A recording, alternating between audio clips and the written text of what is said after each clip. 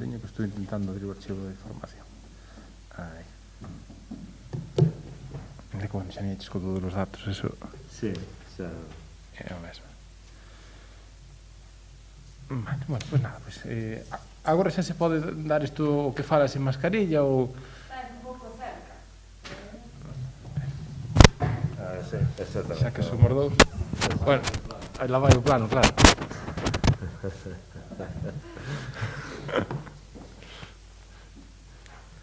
Bueno, pois isto sí podemos empezar. Ben, bons días a todas e a todos. Pois hoxe vimos a presentar a campaña de prevención a adicción ao xogo de apostas en menores, coñecido como o problema das ludopatías nos menores de idade. En carácter xeral, o problema das ludopatías nunca se enfocou, polo menos non tanto como agora, nos problemas de adicción en edades temperás. Sin embargo, bueno, hai quizáis dúas vías polas que hoxe en día afecta a poboación máis moza. Unhas son as apostas deportivas, que poden ser online a través do smartphone ou non, teñen unha vía de entrada a través de figuras que son referentes para eles, de moitos os que xogan a deportes que son conhecidos, de referencia, como o fútbol, etc., que se lle presentan apostas ligadas a eses deportes que eles practican. E a outra son as apostas derivadas a través de xogos de smartphone tamén. A veces que non son propiamente vendidos como aplicacións de apostas, senón que van inseridos en propios xogos, entendidos como lúdicos, pero que teñen un sistema de recompensas de carácter aleatorio que teñen un funcionamento de fondo moi similar ao que é o dun sistema de apostas tradicional.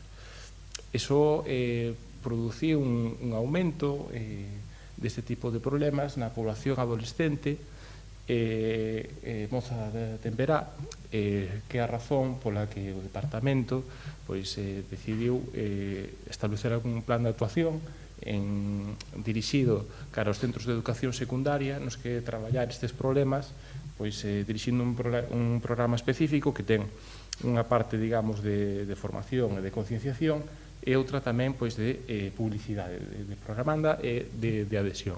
Pois tamén, tendo en conta esa primeira pata, que son as apostas deportivas, dirixímonos hacia os clubes da cidade para que se adiran hacia a campaña de ludopatías e a promovan xunto co Concello. En canto ao diseño particular da campaña, se queres ti mesmo podes explicar un pouquiño... Sí, a ver, o deseño da campaña realmente o que busca, cando enunciamos a propia mensaxe vas picar, mocidade libre de apostas, podemos dicir que é unha campaña cunha componente claramente socioeducativa, non? Ese é o primeiro elemento. Queremos desenvolver prevención e para iso establecemos tres eixos. O primeiro ten que ver coa mensaxe, tanto coa mensaxe que verbaliza a campaña como a mensaxe vinculada ás imaxes. No que se refire ao que é o enunciado da campaña, intentamos interpelar directamente a mocidade. Vas picar? Nos creemos nunha mocidade libre de apostas, pero desenvolvemos ao longo da campaña unha serie de creatividades que van a ir enumerando os diferentes motivos polos cales eu elixo non picar. Pero buscábamos unha mensaxe que interpelara, que cuestionara, que fixera reflexionar e dar resposta á mocidade a esta pregunta. Tendo en conta que, digamos, que dentro da mocidade o obxectivo prioritario é os 14-18 anos, porque se queremos facer prevención debemos actuar aquí. Vale? En canto ao que é a imaxe da campaña, buscábamos, por un lado, unha estética que conecte coa mocidade, que lle poida resultar suxerente. E ao mesmo tempo intentábamos fuxir de iconos ou elementos directamente vinculados ás apostas. Fuximos totalmente de que aparezcan naipes de póker, que aparezcan billetes, que aparezcan cartos, etc. sino que buscábamos unha mensaxe metafórica que nos permita traballar coa mensaxe. E aí atopamos o pemento como un elemento que nos pareceu suxerente, atractivo e que xenere esa curiosidade e nos permite traballar dende a visión preventiva. Vale? Unha vez que tiñamos a mensaxe clara, tanto dende a perspectiva da imaxe como a súa verbalización, como dixen antes, na campaña se desenvolven 68 creatividades, de acordo? Para, como ben di o cartel, existen multitude de motivos para non ter que efectuar apostas. E para eso están as diferentes creatividades, que xiran en torno a 5 mensaxes complementarias. Esas mensaxes son o xogo de apostas é ilegal en menores. A segunda mensaxe tería que ver co elemento de que o xogo de apostas non é ocio saudable. Este aspecto é importante. Por que? Porque é un factor de risco aquela mocidade que entende de repente as apostas como un ocio normalizado e en vez de ir ao cine decide ir a unha sala de apostas a efectuar unha aposta. Polo tanto, a segunda das mensaxes que desenvolvemos na campaña é que as apostas non son ocio saudable. A terceira das mensaxes ten que ver con rachar mitos e falsas crenzas. Existen elementos como totalmente pretendidos por las casas de apostas, como é xerar a idea de ilusión de control. Que o mozo ou moza que aposte teña a sensación de que realmente controla, domina, que ten unha habilidade, unha capacidade especial, o que vai a aumentar e incrementar o seu interese por apostar. Entonces, temos unha serie de mitos que na campaña se van rachando e desmitificando porque realmente son crenzas erróneas que levan aparellado un risco. A cuarta das mensaxes centrais da campaña é incidir nos factores de risco e os factores de protección. Queiramos ou non, estamos falando dunha adicción. E igual que cando falamos, por exemplo, da adicción das drogodependencias e podemos establecer con claridade factores de risco que poden facer que un adolescente, por exemplo, fume tabaco, tamén existe unha serie de factores de risco que poden achegar a este mozo ou moza ao xogo, a adicción ao xogo. Entonces, é moi importante nas mensaxes que se desenvolven na campaña incidir e visibilizar os factores de risco e ao mesmo tempo os factores de protección, porque estamos falando dunha adicción e estamos desenvolvendo unha campaña preventiva. E a última das mensaxes ten que ver co papel das persoas observadoras. Pode haber persoas que coñezan, teñan amigos, mozos que teñan amigos, amigas que intuyen que o mellor están tendo un problema co xogo. Teñen un rol que xogar? Poden facer algo? A onde poderían acudir? Pois isto tamén é importante. Entón, ao final, a campaña, dende esa verbalización inicial, desenvolve estas 5 mensaxes complementarias. Ben, o segundo dos eixes da campaña é o traballo con perspectiva comunitaria. En certa medida, Rubén xa aproximou parte deste traballo. E este traballo con perspectiva comunitaria, que podemos decir que é educación social en mayúsculas, se desenvolve en 2 liñas. Unha, os centros educativos, para o desenvolvemento de obradoiros específicos con 2 obxectivos. Un, a sensibilización da mocidade sobre a problemática da adicción ao xogo de apostas. E 2, facemos partícipe a mocidade da creación de algunhas das mensaxes da propia campaña. A campaña lánzase, digamos, hoxe é a presentación oficial, pero lánzase, digamos, oficialmente o día 29, cando vai a empezar a divulgarse por redes e na página web específica, porque é o día sen xogos de azar. E terá unha duración de 2 meses.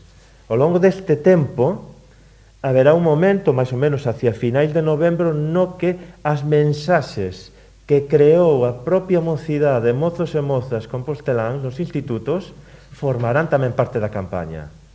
Se realmente queremos facer unha campaña dirixida á mocidade na que se sintan identificados, identificadas e interpeladas, a mocidade ten tamén que expresar do seu xeito estas mensaxes preventivas.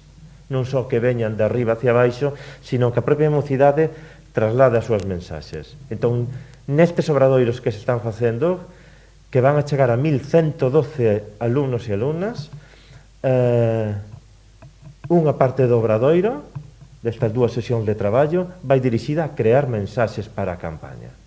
Vale? E o segundo eixo comunitario, como ben decía Rubén, son as entidades sociais, educativas, culturais e deportivas.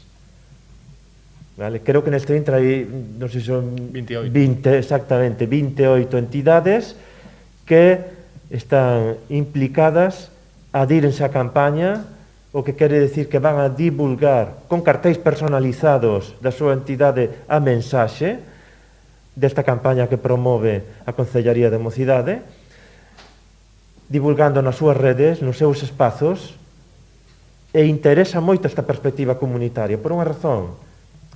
Ao final, o vas picar, en pregunta, ten unha resposta, que é eu non pico. Canto máis contundente, máis amplo teña esta mensaxe eu non pico, máis forza para esa visión preventiva e de concienciación social en relación a esta adicción. E o terceiro dos eixos é a divulgación da campaña desde plataformas virtuais. E aí, dentro do vindeiro venres, o día 29, abrirase a web eunonpico.gal e as redes sociais, Instagram, Facebook, para divulgar a campaña, todas as creatividades, xerar interaccións, compartir e crear ese concepto de rede social en torno a unha mesma mensaxe na que se implica administración, mocidade, entidades sociais, deportivas, culturais, e desta forma todo ten pois un sentido, non? E logo a propia cidadanía poderá seguir a campaña e decir si tamén quere decir eu non pico. E ese é un pouco o esquema e o plantexamento baixo que se está a traballar, digamos, así a grandes rasgos, non? Sí. Non sei se manejas algún dato que nos podades dar un pouco como empezaste a pensar nesta campaña, que detectaste un incremento despois da pandemia, non sei, durante, que estábamos aí encerrados. No, vamos a ver, realmente datos, existen datos nos que plantexan que esta é unha problemática que existe. Si no último ano un de cada 4 mozos menores de idade ten xogado en algún momento, feito algún tipo de aposta presencial ou virtual, online, quere decir que hai un problema, que hai unha dinámica que non se axusta nin a legalidade nin ao que é desexable para un desenvolvemento saudable da mocidade. Entonces, obviamente, está aí. Temos que ter en conta que en relación á adicción ao xogo, de feito nos obradoiros que estamos xa desenvolvendo, lanzámoslle a seguinte pregunta á mocidade: que imaxe tedes de persoa ludópata? E entón aparece maioritariamente unha idea de home, 45-50 anos, tragaperra, casino. Pero esa imaxe está cambiando. Dende a virtualidade, o acceso en liña, a facilidade, e agora o perfil que máis se está incrementando nos centros de tratamento a adiccións ao xogo é home, 25 anos, xogo en liña. Esta transformación nestes últimos 15 anos a que nos leva? A que a mocidade é moito máis vulnerable. E nos obradoiros están sendo conscientes disto. Porque entón din, claro, eu teño un smartphone. Os filtros de control de maiores, menores de idade son moi mellorables, manifestamente mellorables. Polo tanto, son moito máis vulnerables. Estou nunha idade na que estou nun proceso de crecemento e desenvolvemento, o meu manexo de toma de decisións, emocións, desexos, non o podo facer do mesmo xeito que unha persoa de 25 ou 30 anos. Polo tanto, estamos intentando visibilizar esa vulnerabilidade, que se sean conscientes. Para qué? Para a partir de aí visualicen posibles factores de risco y de esta forma digan qué comportamientos me generan un risco e cales me poden xerar unha protección e que participen da transmisión desa mensaxe. Se hai alguén que se dá conta de que ten un problema así durante os obradoiros, un pouco que posibilidades ali podes guialo nos propios obradoiros, non sei se reclama axuda... Non, fíxate, se te pos en contexto, estás nun aula con 23, 24 alumnos, alumnas, eu se teño un problema, vou ter moitas dificultades para verbalizalo dunha forma aberta e directa diante dos meus iguais.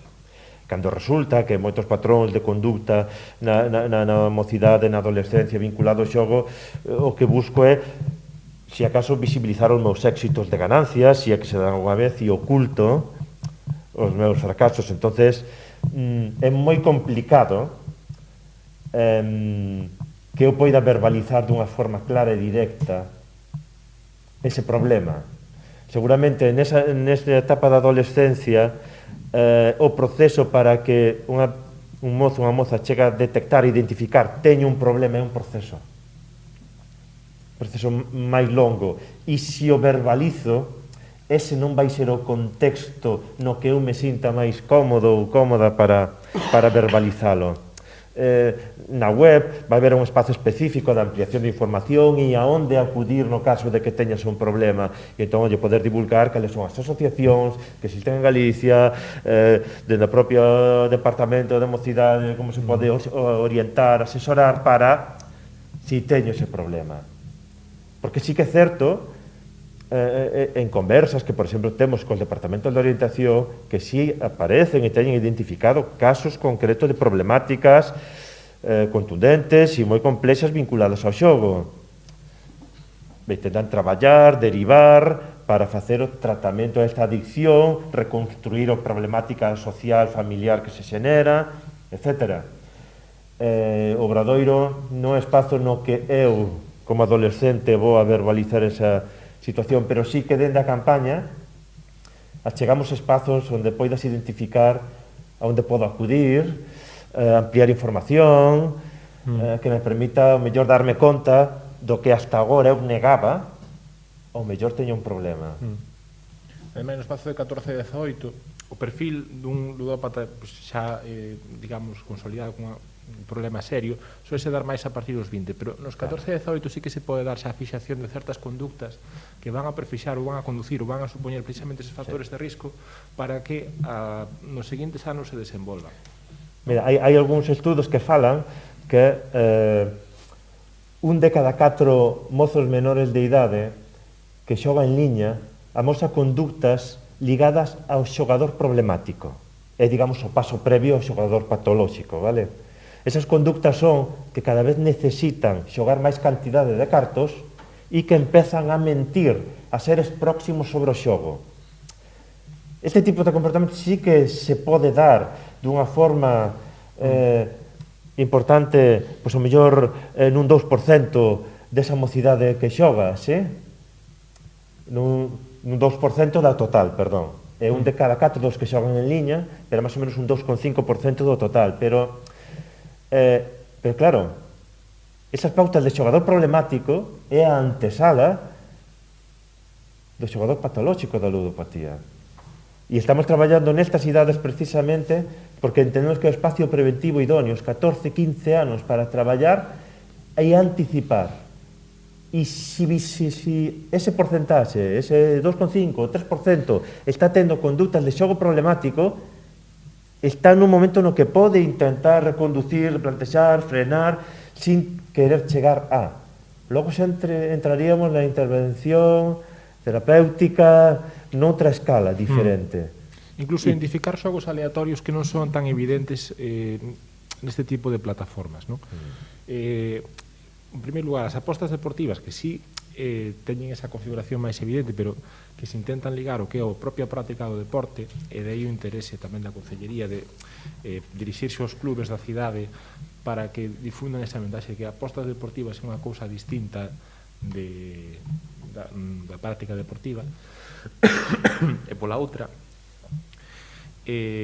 boa parte do xogo online referido a xogo non son unha parte, sí, especialmente cando chegas a xogadores que teñan ámbitos ludopáticos específicos, falamos de aplicacións específicas de xogo no sentido de apostas, pero no ámbito dos xogadores problemáticos onde empezan a adquirir condutas, moitas veces empezas a adquirir no que son xogos para adolescentes ou para o público xeral que teñen incorporadas mecanismos que funcionan como apostas, que están diseñados así especificamente. Hoxe en día, calquera smartphone, sexa de Apple ou sexa de Android, leva incorporado moita xente ten metida a tarxeta asociada ao Google Play ou o equivalente en iPhone, de tal forma que a ti cando se presenta a compra pode facer de forma automática. No caso de menores, incluso planteo o tema de que normalmente a tarxeta do pai podense dar incluso problemas, eso chega a suceder. E moitas veces eso preséntase en xogos de carácter inocente ou que están pensados que teñen un señal específico, pois hai xogos destes de disparos, de tanques, xogos como Candy Crush, pero con compras inseridas.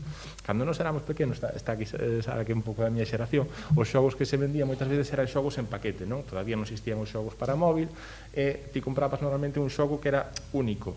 Despois saliu o que serán os xogos con expansión, que tampouco teñen unha finalidade de apostas, non simplemente comprabas un xogo base e despois viñan as expansións.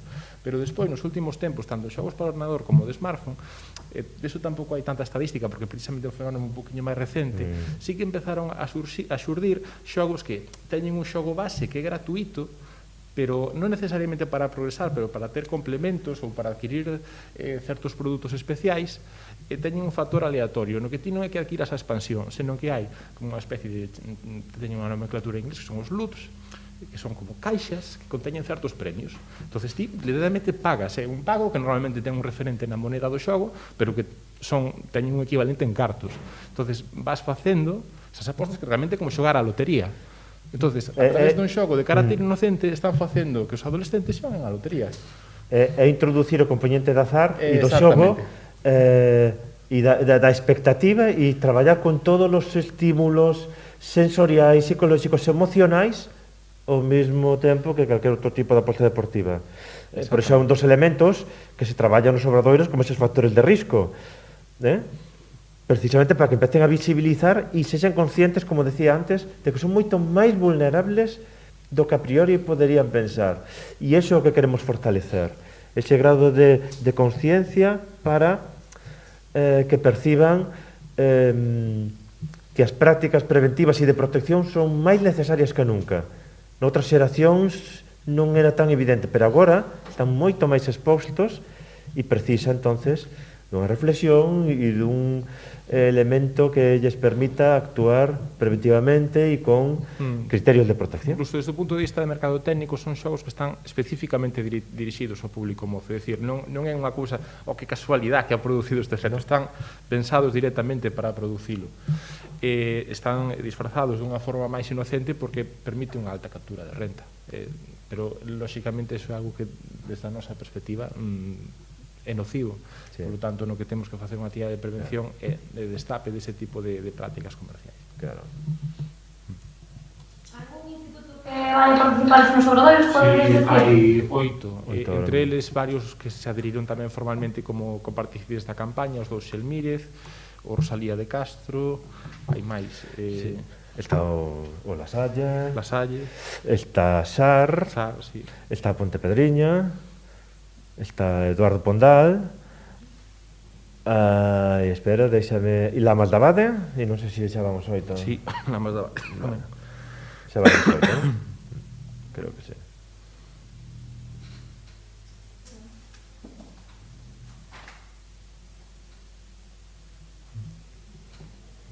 Nada máis, pois nada, moitas grazas por acudir. Gracias.